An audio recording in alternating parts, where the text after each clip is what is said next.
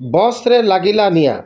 OSRTC bus ଜୟପୁରରୁ Angul ଯାଉଥିବା ସମୟରେ କଳାହାଣ୍ଡି ଜିଲ୍ଲା କକ୍ସରା ବ୍ଲକ କାଉଡୋଳା ବସ୍ଷ୍ଟପ୍ ନିକଟରେ ବସ୍ରେ ନିଆଁ ଲାଗିଯାଇଥିଲା।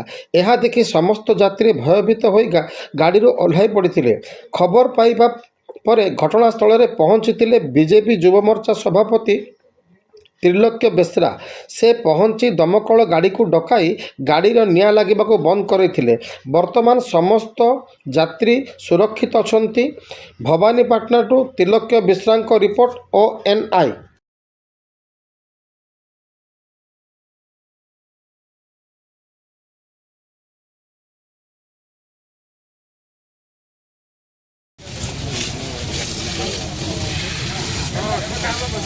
नमस्कार दादा उड़िया गाना सुनबुझ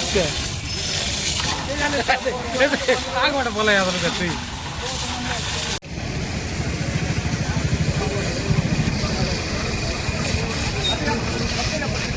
କାଣା କହିବେ ସାର୍ କାଉଡଲା ବସ୍ ଆଜି ଗୋଟେ ନିଆଁ ଲାଗିଥିଲା ତ କେମିତି ଖବର ପାଇଥିଲେ ସାର୍? ଆଜି ଆମେ ଖବର ପାଇଥିଲୁ ଏଇ କାଉଡଲା ଜଣେ ନାଗରିକ ଜଣେ ଆମକୁ ଫୋନ୍ କରି ଜଣାଇଥିଲେ ଯେ ସୁନାବେଡ଼ାରୁ ଅନୁଗୁଳ ଯାଉଥିବା ବସ୍ରେ କାଉଡଲା ଛକରେ ଗୋଟେ ନିଆଁ ଲାଗିଯାଇଛି। ଆଉ ସେଦିନ ଆମେ ଆମର କର୍ମଚାରୀଙ୍କ ସଙ୍ଗେ ସଙ୍ଗେ ଏଠାକୁ ଆସି ଯାତ୍ରୀମାନଙ୍କୁ ସୁରକ୍ଷିତ ଭାବରେ ଓହ୍ଲାଇ ଦେଇଥିଲୁ। ଆଉ ନିଆଁକୁ ସମ୍ପୂର୍ଣ୍ଣ ରୂପେ ଅପରେସନ୍ କରିକି ଆମେ ନିଆଁକୁ ପୁରା ଏତେ କରିଥିଲୁ। ଏବେ କୌଣସି ପ୍ରକାର ଯାତ୍ରୀମାନଙ୍କର କୌଣସି କ୍ଷତି ହେଇନି, ସମସ୍ତେ ସୁରକ୍ଷିତ ଭାବରେ ଅଛନ୍ତି।